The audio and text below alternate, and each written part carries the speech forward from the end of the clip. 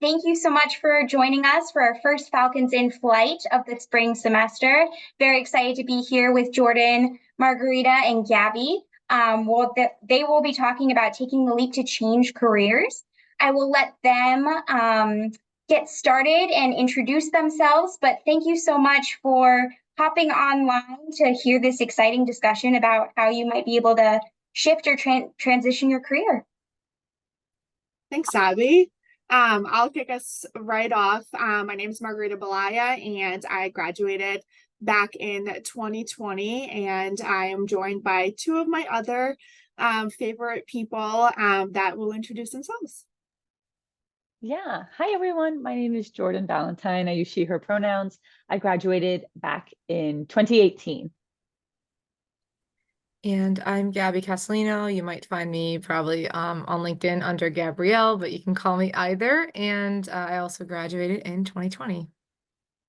Thank you. So today we're going to cover the topic of taking the leap of changing careers. Some of the agenda items that we're going to cover today include, do I need to pivot? So asking yourself that very important question. Some of the transferable skills that you may be able to bring along to your next position. Exploring your passions and values. What do you actually see yourself pursuing in your future job? Researching those prospective industries that might interest you. How do you rebrand yourself and get ready for that process? Networking, and then we're going to move on to our alumni panel with Jordan and Gabby, and then we're going to leave some time for some Q&A as well. So our first topic that we wanted to cover is asking yourself that very, very important question that kind of kicks off this entire process. Do I need to pivot? So this question may pop up to you throughout some of different projects that you might be on in your career right now, or you have been having conversations with your friends, colleagues, family, whoever that may be, that just makes you think about making that pivot. That's all that matters. And I just wanted to throw out some questions that you might be able to use for self-reflection to see if you would be interested to maybe pivoting your career. I just threw out some examples on there, but one of the first things that you want to kind of think about, are you dissatisfied with your career, or is it just your job that you are really looking at? And could you find satisfaction in a similar job within the same field? I think that kind of kicks things off, whether you may be able to move within a different company, or there's other pivoting and contributing factors to the situation. Are you happy with your environment and working conditions? Are you traveling a lot right now, and that's something you want to kind of move away from? Or you want to work full-time work from home, you don't want to go into the office. These are some just of the factors that you might want to consider for that pivot.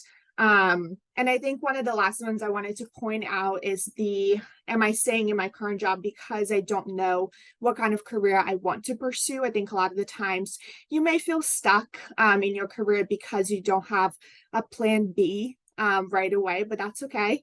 I think everybody's career path has its own timeline as well. So I think that's also very important to consider.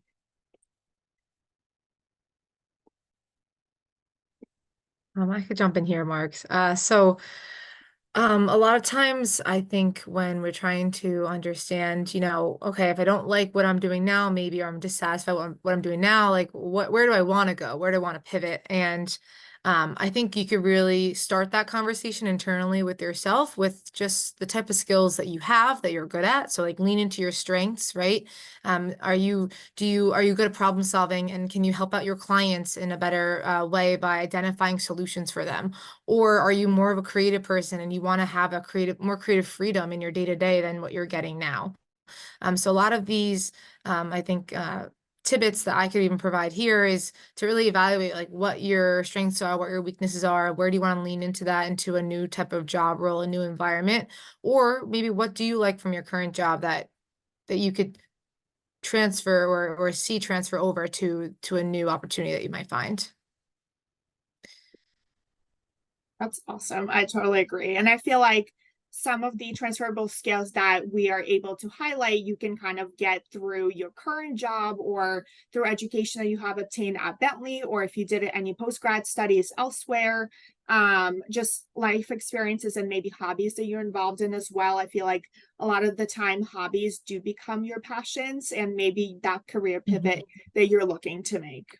Yeah, it's a really good point, Margarita, because I think that resonates the most with me is I had like prior experience at Bentley with a few roles I held on campus that I found a lot of passion within.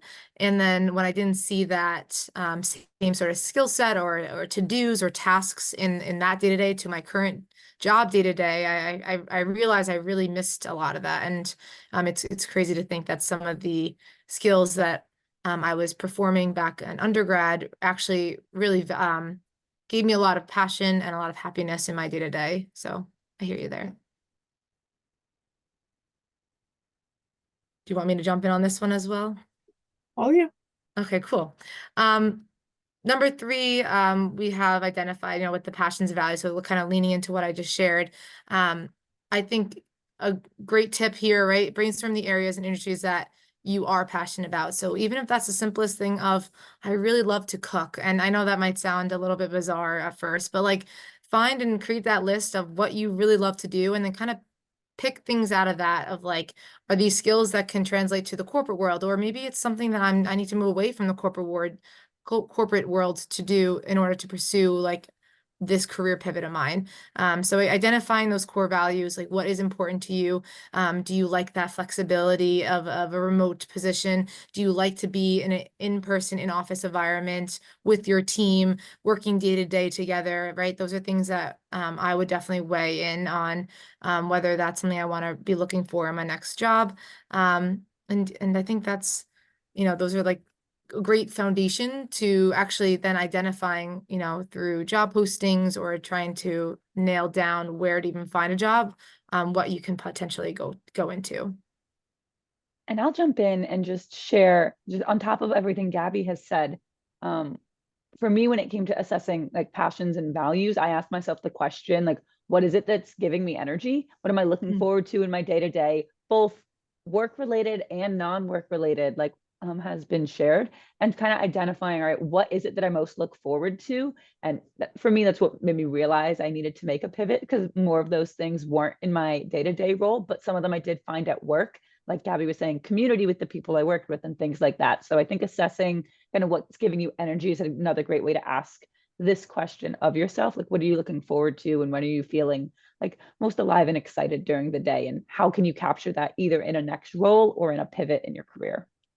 Yeah, I totally agree. And I also just wanted to add on kind of like looking at my career path and the trajectory of how I switched a little bit. I ended up staying within the same firm, but if you look at the things that and the organization I was involved in at Bentley, it totally makes sense to you as to what job I do now, because a part of being very involved at Bentley, all 3 of us were fortunate enough to be involved in orientation and we're student coordinators back in the day. And just working with students always brought me a lot of joy and happiness. And I love just like helping and interacting with students, which is kind of what led me to my career path now. But it just, sometimes you just never know where those things stem for. It might be like years back that something just sparks interest and you just keep going for it.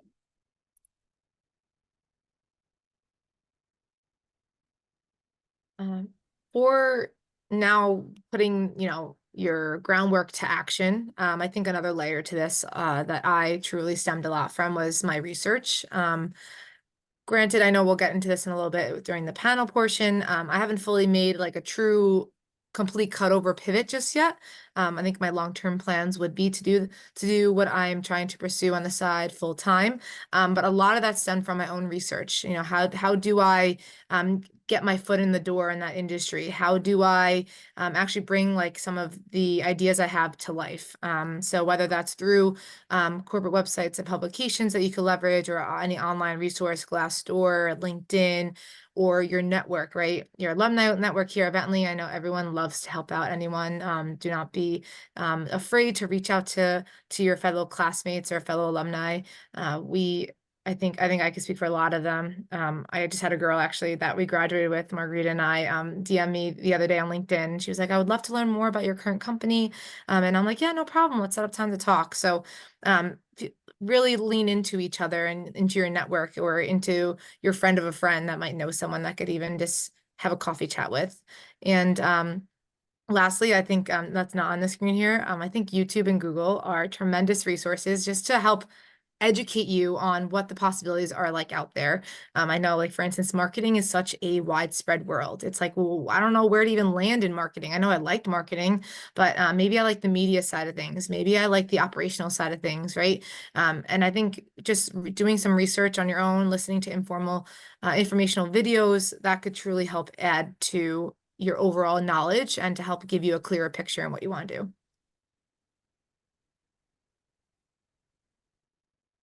So rebranding yourself basically just comes with a lot of maybe edits that you need to make to your resume and cover letter if the company that you're kind of going for requires it. If you want to buff up your LinkedIn, I think that's also a great way to start reaching out to different recruiters or hiring managers that you can possibly find in a network.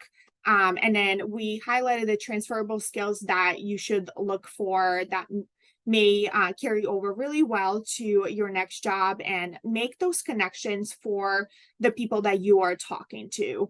It's not always that your skills will directly transfer, but there's still very much use of them at your next job that you're able to bring in and still be very, very accomplished individual. I just wanted to give a quick example of like drawing conclusions when you're talking to potential employers during your conversations, whether that's just a coffee chat or are you able to get a video chat with them, or if it's just an email. I think drawing conclusions is very important for those people because it's just shows that you're a good communicator, that you're able to bring in those things to life. Jordan, did you have something to add before I cut you off? I'm sorry. No, you're totally good because I was going to add it in an upcoming section anyway. So I will just do that as we talk about networking. Perfect.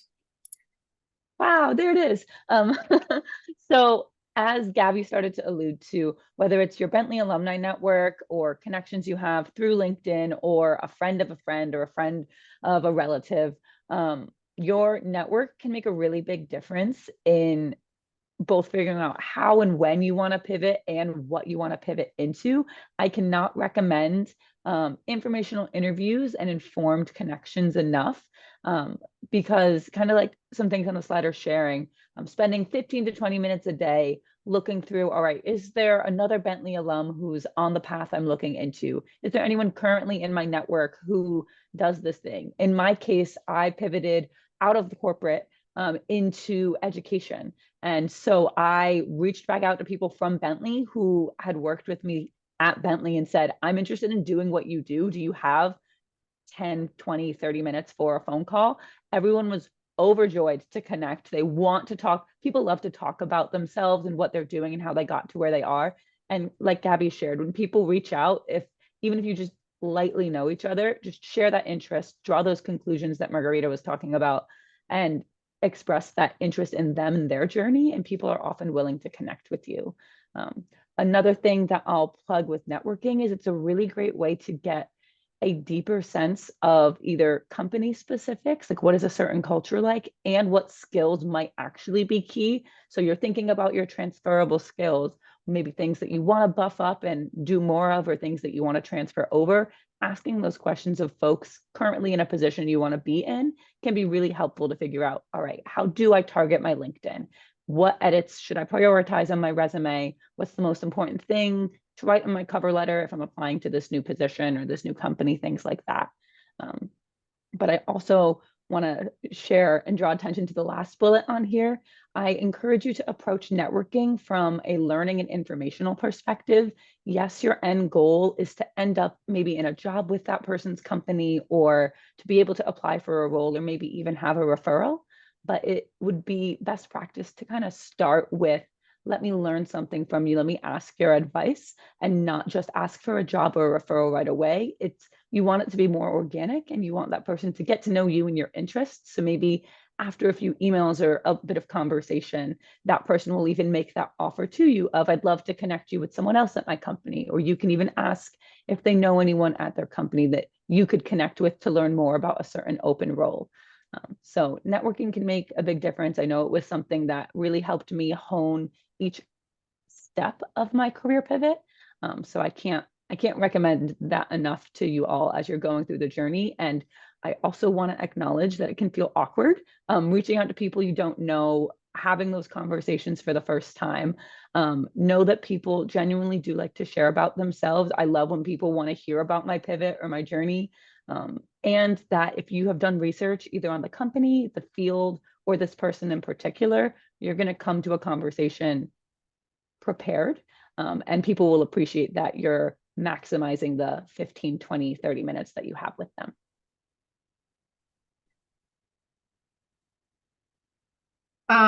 We're going to move on to our alumni panel. After that, we will have a Q&A session as well. So if you want to drop your questions in the chat, please do so while we kind of do the panel, and then we will address the questions. I just wanted to include a little bit more information about Jordan and Gabby on this slide. I will never pass up on a chance to brag about them. But one of the first things that I wanted to do is kind of all three of us to tell a little bit about our story and kind of go into a little bit more details. No, we have been sprinkling in some information, but I think it would be really helpful to kind of fully know from which department or which portion you pivoted to now. But if Jordan, if you want to kick us off, and then we'll kind of go zigzag. Yeah, absolutely. So as you can see, I studied information systems audit and control. I was an ISAC major. I did the CIS computer information systems minor and also a gender studies minor. So that's what I graduated with. Obviously, it's a very specific degree, so I knew what I was getting myself into. I worked in IT audit and advisory for a number of years. I worked for Deloitte right when I first graduated, so not an atypical path for a Bentley student to take. And I had interned with them, so I really did know what I was getting myself into in terms of the culture, the hours, and I picked them for a reason. So that's where I worked for my internship in 3.5-ish years after I graduated. And I decided to pivot into I now work in education. So I work for Northeastern University, and I'm a co-op coordinator. So I work with career advising and employer relations now. And I made that pivot because I recognized that the work I was doing at Deloitte, while I enjoyed working with my clients and my teams, the things that I, again, found the most energy in were things like volunteering with campus recruiting or doing things around the office or connecting with local high school students on their business school potential journey, and realized I wanted to devote more of my full-time job to that, not just the extra hours I could squeeze in. So I went back to grad school, pursued a role in higher ed. So I have a master's in education now and graduated this past May, and I've been working in this role with Northeastern ever since. Go ahead, Gab. Oh yeah, no, you're good. I was gonna say I love that, Jordan. I went to Bentley and studied information design and corporate communication. Like Jordan had mentioned, she had some minors. I also minored in psychology and marketing. So a really large, widespread undergraduate study I had. I knew I liked marketing. I like advertising. I did not know where I wanted to land in the industry at all. We were also in a very unique part of our life with the 2020 graduates, with graduating during COVID. So job security was a big thing, not knowing where the world would be in a few months from now. I think all weighed in on my initial acceptance into the role I'm actually currently still in. So I work for Epsilon. It's a data marketing firm. And while there are a lot of positives of my day-to-day currently that I do love a lot, there are a lot of things that I wish could be different, or a lot of things that, as Jordan mentioned earlier, a lot of things I find energy within and happiness within that I don't get from my current job. So when I noticed this early on, I didn't know how to make the pivot. So it's quite funny, full circle moment now. I didn't know how to make the pivot. I started going back to my sources growing up in college, like what did I really pull from a lot? What did I do in college that made me happy and provided a lot of joy in my life? And that was with content creation. So I started doing a lot of side, fun, passionate hustles, I would say. I currently make a lot of social media content on the side. And then just as of December, I launched a podcast. So while I am still doing a normal corporate job and then my content creation podcasting on the side, long term, that's where I would love to end up. And I think it's a unique scenario for me because I am literally figuring it out as the plane is flying. So I think if anything, I'm happy to give you guys tips, tricks, and how-tos or where I'm at now, but I haven't made that full pivot just yet. Mine happened almost 3 years ago. So I was just under 2 years into my IT auditing full-time job. Similar to Gabby, since we graduated the same year, 2020 was kind of very difficult when it came to job security, and my start date even got pushed 3 months, which was scary of itself. But thankfully, I still did have a job coming out of college. And I graduated with an accounting major and a CAS minor. And then I proceeded to get my CPA license since I was kind of thinking of doing advisory work in the deal advisory practice post-graduation and then getting some experience in IT audit before. With being work from home full-time and not being able to go into the office, a lot of my extracurricular activities at work was campus recruiting. And I was always involved with my firm. So Jordan was at Deloitte. I ended up at KPMG, again, pretty normal for an accounting ISAC major to end up at. And when I came into the firm, there was a lot of stress about getting involved and when you're a new employee. So because I was already involved on campus, it was kind of very easy to get in the swing of things with the virtual recruiting. And after doing so many events, there was a position that opened up that was actually a national position where there's a lot of travel involved and overseeing different projects in the firm regarding campus recruiting. I ended up getting an offer for the job without even kind of looking for it because someone seeked out my profile and a couple of people knew me in campus recruiting. They thought I would be a good fit. So I always like to say that I was never really looking for this job, never looked to make a pivot, kind of found me. But I'm very, very grateful that it did. And I've been in my position now almost 3 years now. So very great experience. I've got to travel all over the United States, have seen a lot of colleges, universities, but Bentley definitely stays number one for sure. That's a little bit about our stories. And we do have a couple of questions that we wanted to address. So I will throw one out there. So I think one of the first ones we had was how was it starting your first job kind of out of Bentley that may have then led you kind of to your pivot? I know we kind of also addressed this question, but maybe if you have any other details to add on. Sure, I can jump in. So I started my job in 2018, but I had interned with them the summer before and did like a leadership program with them 2 years before that. So I had been familiar again with the company and the culture and the work I'd be doing. So the transition to full-time was interesting because it's always different to go from when you're an intern or when you're still considering where you're going to work, you're being marketed to. And then once you're there, you're like, you're just that employee, you're working on things and you're learning as you go. So I kind of felt like Gabby said, I was learning to like fly the plane already in the air from people around me. And I can't say enough good things about the support that I felt from the teams that I worked with, the people that I started my job with. Everyone was very collaborative and supportive, which was really helpful.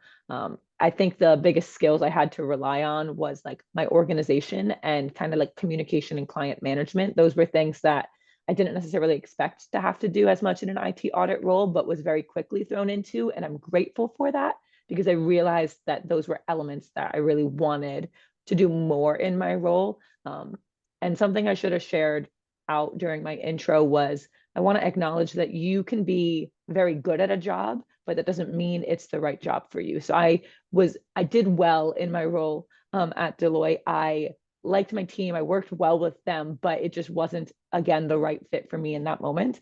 So I realized that I wanted to make a transition. And so I ended up deciding to. Jordan, it's funny you say that because that's literally my current scenario. I find that I've seen a tremendous like career growth in my current role, but so not to say like I'm not good at it, but it's just not fulfilling enough for me that I could see myself staying in the career path I'm in right now long term. So it's really funny that you mentioned that.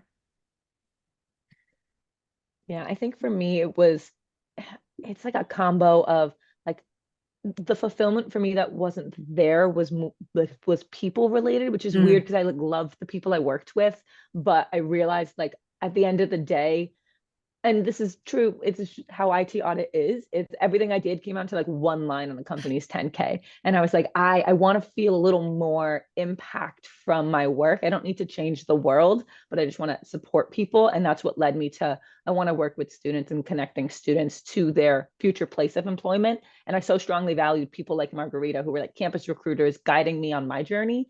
So I wanted to start on the education side of it, but definitely campus recruiting was something that really helped me figure out, all right, people are doing the thing that I love for work. I can find a way to take the skills that I've gained and put it into a job.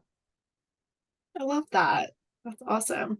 I'm glad I'm sure Deloitte recruiting, I work with a lot of the recruiters from Deloitte from like Boston, New York. They're wonderful. So hopefully they were good at guiding you. The other question that we had was average number of years that you spent in the job opportunity before you pivoted. So I think we kind of also addressed that. Mine was just under 2 years. But I did have a very gradual transition with just where the audit cycle was that I was in. So mine started off just very much like 80-20, and then I just kept decreasing the audit work and increasing the work in recruiting. Yeah, I think total, I was probably just around 3 years full time. I started in 2018 and then enrolled in grad school in fall of 2021. I was like 6 months into the job when I realized I want to try to figure out the next path forward for me. And then obviously I'm still at my job, but I just completed 3 years in the fall. So I'm kind of at the same point with Jordan where I know where I want to land. I've done, the job I'm in for a few years now, and it's just a matter of finding the right time for me to pivot in what I want to do full time. I love that you said that, Gabby, because a piece of advice that I would give is to prepare for your next step, like while you're still either somewhat happy with or like feeling decent about your role, like you're in a role and like you're thinking about next steps. I think that was helpful for me to know, like, I don't have to leave right now. And even if like with how the industry is, like if folks have recently been laid off and you're looking to pivot, like I believe that you have the skills to do so now. But it's helpful to think about that next step, like maybe before you feel comfortable taking the leap, because then like you can kind of source a couple different options that are out there. Yeah. And that honestly, that might just come down to like the person you are. Like I think Jordan, we're both Virgos, but like we love a good plan. We love organization, right? Like, and that's why I think it's taken me so long to fully say, yes, I'm going to end my current job because I want to have that plan of action to know that like, these are my next steps. And while I'm still trying to figure that out, I'm going to hang tight to where I'm currently working. So yeah, I hear you. I think it's definitely scary. But being like, what happened to me was I was more on like a deadline where like they gave me basically a week for like 4th of July. We have a shutdown for KPMG. So I was contacted the Friday before and they're like, when we come back on the Monday, like I need to know your answer. which again kind of maybe felt rushed, but at the same time I was like, it's either I'm going to make the pivot now, or like I really don't know if this found me for a reason, since I was not even looking for it. So I did weigh out a lot of the options too, because I did just get my CPA license. I was up for promotion. There's a lot of things on the line that I also had to consider, obviously, but it was more of just like, I really need to make the decision because I only have a week to do so. And I'm not saying you need to put yourself on like a deadline, like let's make it by like 12/31, but I think in certain situations, and it makes sense for some people to like have that, if that makes sense. But I do also love a good plan, if anyone knows me personally. So I can't be really considered someone that would just like make just some random decision, just fly with it. But our last question that we got before the session was, for those who transitioned from kind of more of like the Bentley business side of things to whatever we're doing now, whether that's education, recruiting, creation, do you feel any type of way that you did not make the right decision, like back when? It's a really good question.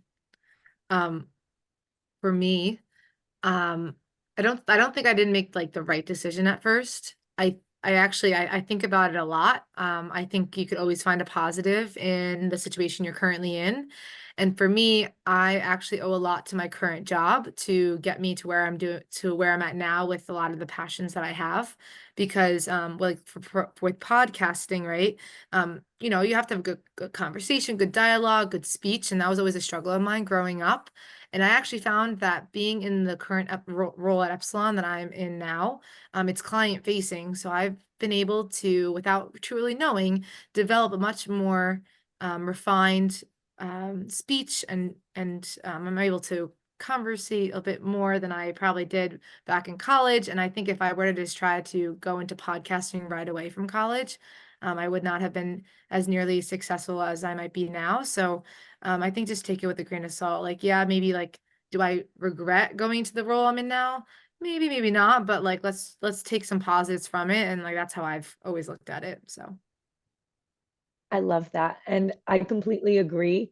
I think every step, at least of my journey, is what led me to the path that I'm on. So cutting any part of it out, again, I think about it. I'm like, oh, if I had just majored in this, or like explored a little bit more in advance, like Gabby said, a Virgo, I planned so far in advance. Like I knew since sophomore like year of college, like that I was going to go work for Deloitte. And I'm like, oh, what if I had just explored more? But to give some context, so I met my fiance at my first job at Deloitte. So like if I had chosen a different path, like I wouldn't like have my fiance. And so it's like one of those kind of sweet things where it's like, all right, I found you here, which is great.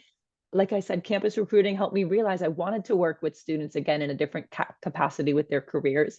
And when I first went back to grad school, I thought that the way I wanted to work with students was through orientation. So I was really involved with orientation at Bentley, with the professional staff on campus. And they were a lot of the people I turned to when trying to decide my pivot. So I actually worked for my 2 years in grad school with my graduate school. So I went to Elon University for my grad program, and I worked with their orientation team down there for 2 years, which helped me realize that orientation actually wasn't what I wanted to do in education, that I wanted to get back to kind of connecting people with careers or employers with students and things like that. So that's all to say that every step of the journey doesn't have to be a final step. It's meant to be a pivot in what is more of the right direction for you. And I don't know that this is where I'll be for the rest of my career, but I know that I feel much happier day to day and like kind of closing the computer at the end of the day than I did at the end of my last role. So yeah, totally agree with what Gabby shared. Is try not to have regret when you're making those decisions. It's easy to wonder if you could have been on a new path sooner, but they say comparison is the thief of joy. So like stick with what you're doing and what your goals are and find a way to bridge it as best you can. And if you make a mistake or stumble into a different career path that wasn't the right one, you have work experience, you have a degree in an area that you can fall back on. And the Bentley Alumni Network are, I'm sure, really willing to connect with you. I'm sure there's folks who can chat with you about successes and with failures that help you kind of through your journey. Yeah, I totally echo Jordan's situation. Mine is not quite the fiance level, but um, I did meet one of my really great friends through my KPMG internship that I did before senior year of college. And if it wasn't for that, I probably would not have her in my life right now. And all the other stepping stones, the people that I met throughout my almost 2 years in the practice before making the pivot into recruiting, really recognizing that I do enjoy it. And I've always, I don't know if Gabby, you remember this from the college days, but I've always said that I've wanted to dedicate some time in my career to traveling, not full-time travel, but to a certain extent. That was always one of my goals that I wanted to do at some point. And the auditing portion of it was not really possible for the travel because most of my clients that I was serving were in New York City. It's one of their hubs and self-explanatory, but this position has allowed me to travel all over United States, and I'm on the road a lot of the times throughout the year. I've seen so many awesome places. I connected with some friends that live in those cities now. And I'm excited to keep traveling, keep getting to know the firm and exploring what other positions may even fit my likes and passions down the road. Like Jordan said, you never know where it's going to land you. And even if you are making that pivot right now from your current job to maybe your future job, that's not the end be all. That doesn't mean that there's not going to be another pivot and another pivot throughout your life. So I think you just have to take it with like, this is happening for a reason. These are the skills that I'm bringing into this position. These are the people that I met along the way. And I think I'm a true believer that everything is going to happen how it's supposed to happen, no matter what you're trying to do.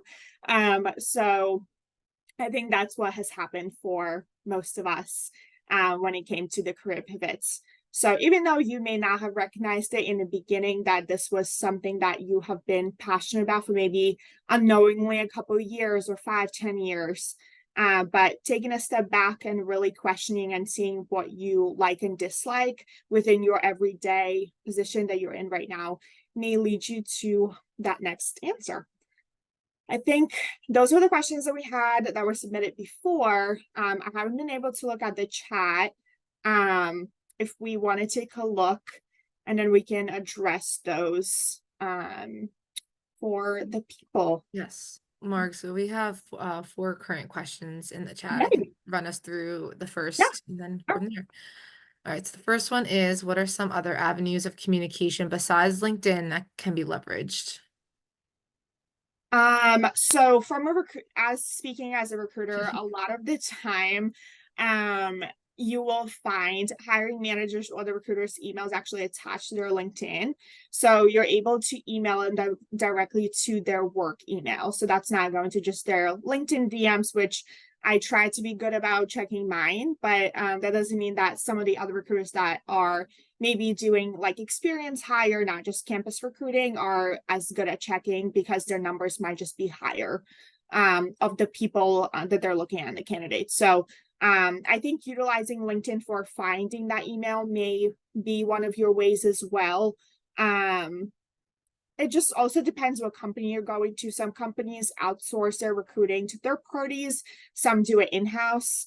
So it just depends, again, which company you're going for, and just researching the company's website and reaching out to some mailboxes. Someone will reroute you to the recruiter, to whoever it's supposed to go to. So as long as you kind of like get somehow in contact, you'll be on the right track. I don't know if you two have any tips, tricks.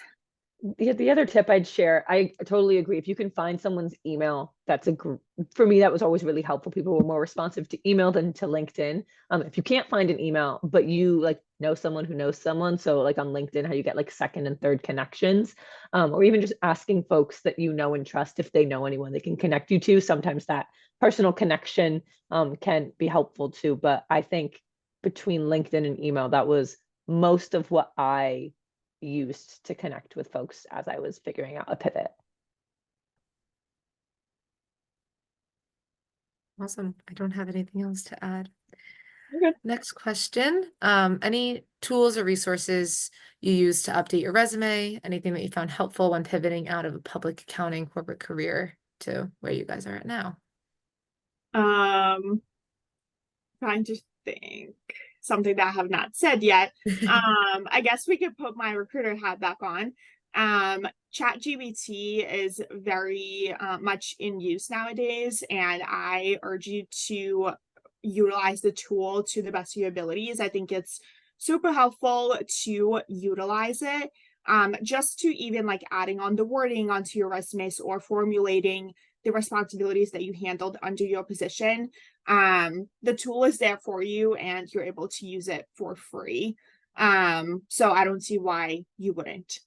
And then I think a lot of the times once you're past a certain point from graduating from university, you should remove your graduation date, because at that point it's just not helpful, and you graduated, that's all that matters. No one is going to look at your GPA. Now your work experience is what really matters, that you have gone through, however many years that may be, 1, 2, 3, 10, 20.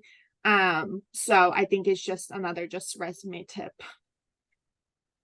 I'll also say, I think I said this earlier in the deck, I think YouTube is a great resource, and not to say that, like, take it with a grain of salt, but like even with a lot of my editing knowledge that I have grown into with my computer and with editing content, I learned a lot of that from YouTube. So I think it could be a very valuable resource, but to also help with like resumes, especially if you're like, I don't know if this is how it should look or if this is how it should look, things like that. I'm sure there's a lot of content out there that could help you out.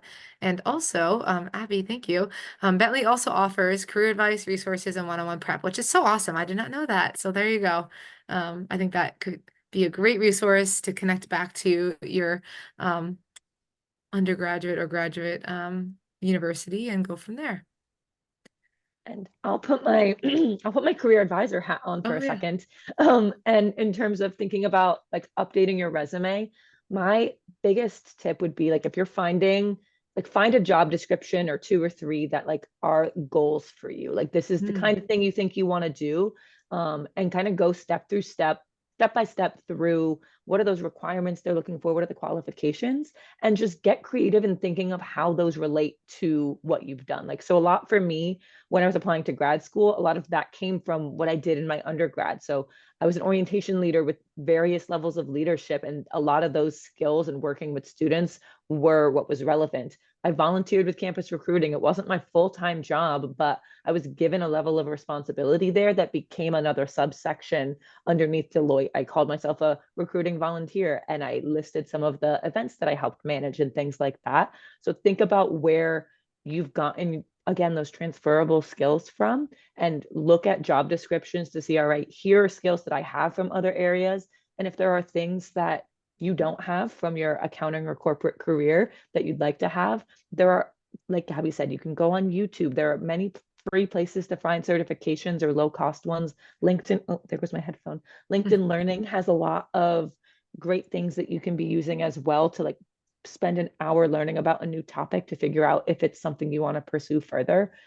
So definitely recommend doing that. And I also second using ChatGPT, whether it's to analyze job descriptions, to help reword your LinkedIn headline or your about statement, or even a message that you're planning to send to someone that you want to make more concise, because we know LinkedIn has limits on the number of characters that you can use when you're reaching out to someone new. So use ChatGPT to help consolidate maybe a longer statement that you have. Just always make sure it's coming from your voice, because people want to connect with people and not necessarily with a computer. And sometimes ChatGPT throws some really strange words in there that you would never use in like normal conversation. I love that, Jordan.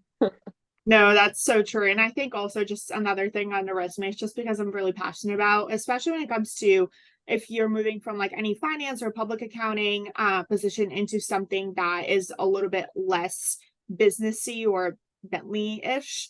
Maybe you're going into recruiting or content creation or more of like a marketing role, but from public accounting. Sometimes it might seem like it's really hard to make that connection, but I just wanted to draw back the attention to one of the slides that we covered before. Drawing that conclusion for the employers is very important, and going into and making sure that you specifically outline within the responsibilities. You might have been the person who was testing the cash account for your audit, but that just makes it that you are very detail oriented, that you had to draw out the conclusions for other people to present from a client perspective. So there's still a lot of different things that you can put on your resume that maybe will not be as relatable in your next career, but can still be those transferable skills that we covered before.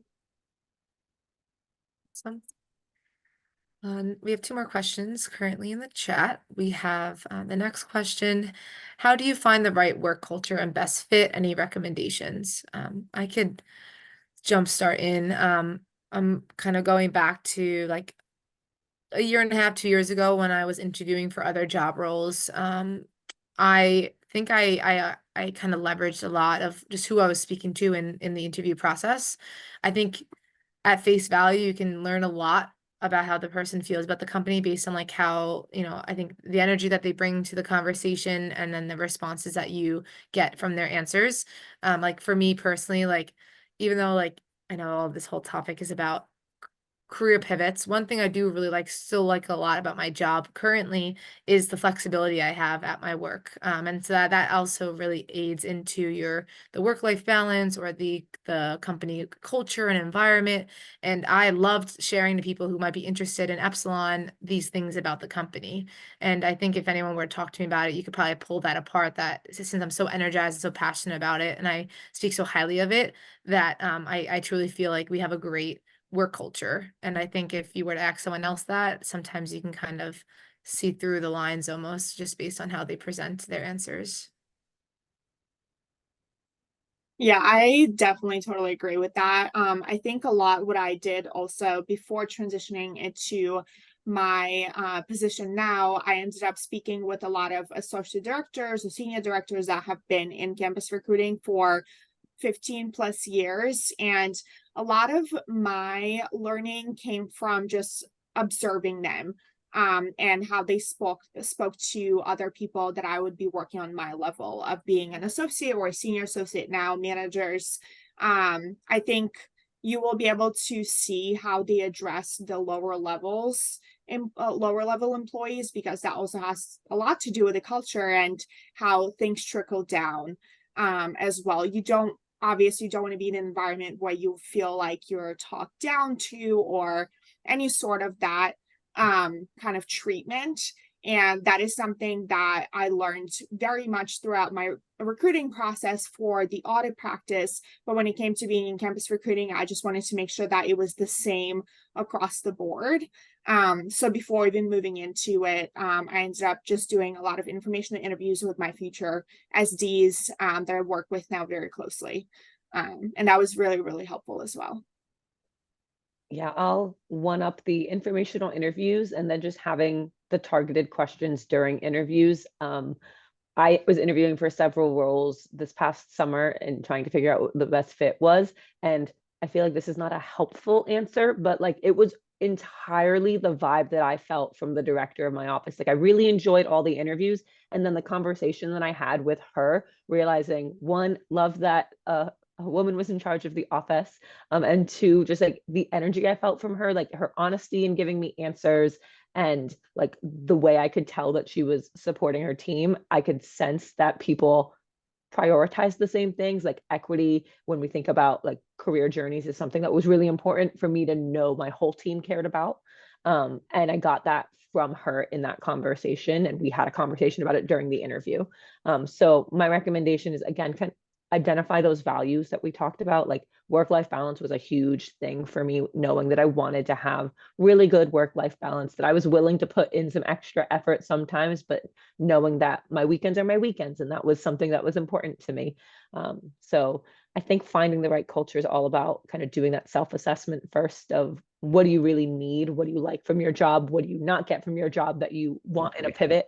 And asking those questions of folks to kind of gauge those reactions. Awesome. Last question. Do you think graduate school is necessary, and how do you contemplate that? Jordan, I might push this to you first. Yeah, I'm happy to jump in. So I think it really depends on one, how much of a pivot you're looking to do, and two, the field. So I knew I wanted to go into, or at least start by going into higher education, maybe student affairs, academic affairs, but the like entry level job for like a student affairs type of role. So think people who work in the residence halls, orientation, things like that. And even career advisors and academic advisors in some places, they need a master's degree. So I was not going to get through the door at most like colleges or universities without either a master's degree or years and years of experience in that area. And so that I got actually that information from doing informational interviews with folks from Bentley, asking what they did in their process. They both shared that they went to grad school full time. They worked what was called a grad assistantship. So they worked part-time during their whole journey. So they were studying and working in a higher ed setting. And for me, that was something that was going to be necessary, was I felt that I wanted to get some more experience working in that area. I had some, again, from like recruiting, volunteering, or working with students at the high school level. You have some of that experience now, but I knew for what I thought I wanted to do, which was orientation, that I really needed to have like an internship in orientation and have some like a year's worth of work there. And that's what kind of made that decision for me, was I knew the master's degree was going to be required to be screened. But I don't know that it's always necessary. So if I had taken it back 3 years, decided, all right, no, I'd rather pivot into a campus recruiting sort of role, kind of like what Margarita did.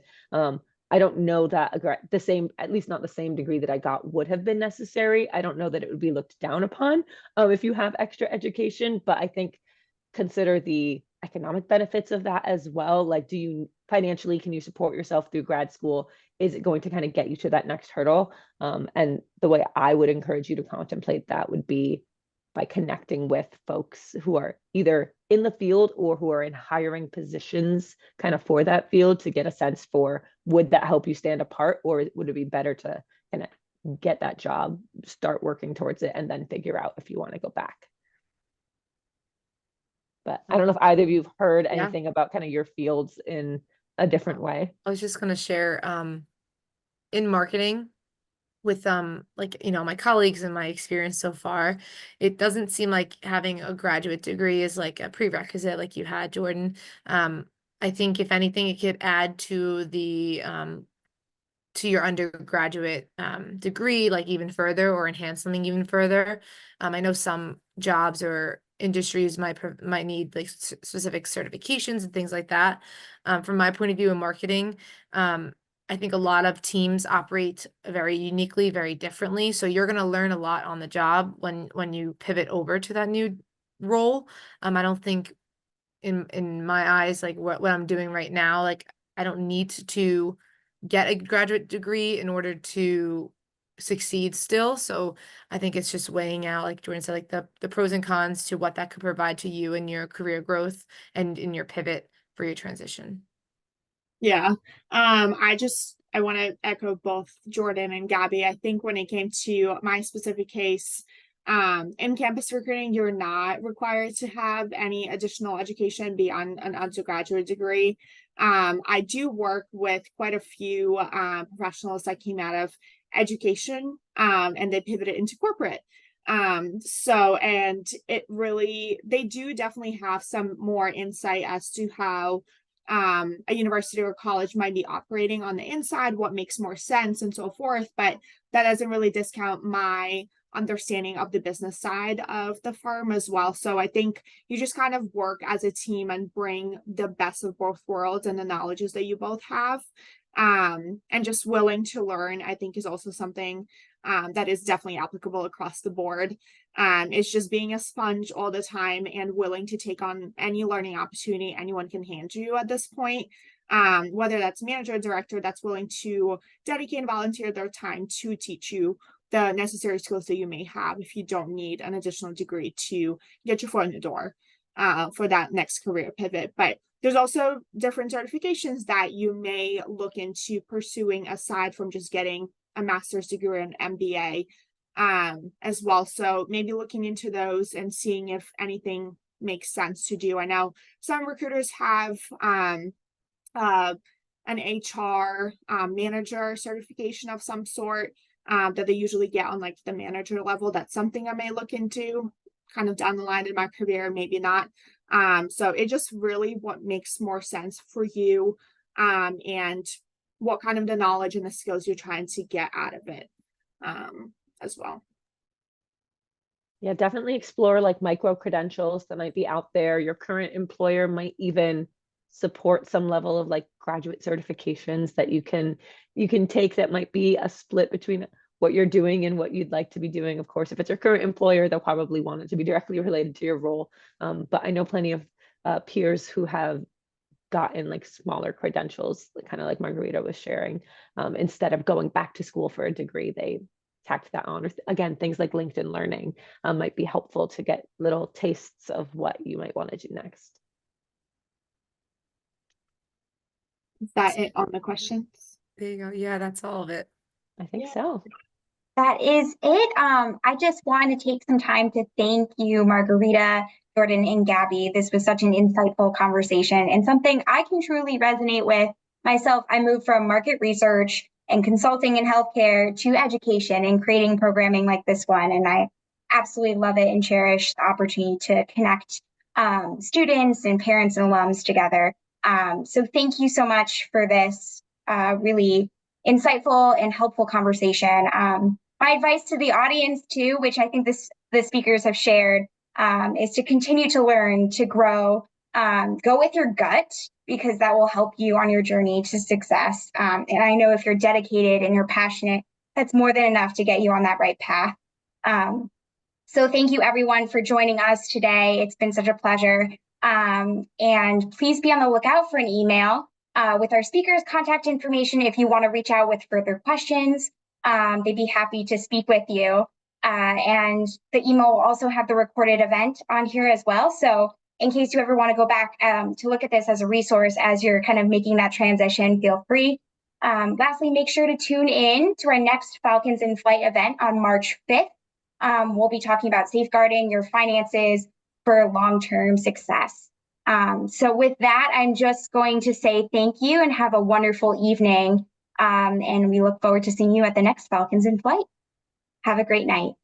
Thanks, everyone. Thank Thanks, you, Abby. everyone. Thanks, everyone. Bye. Thank you.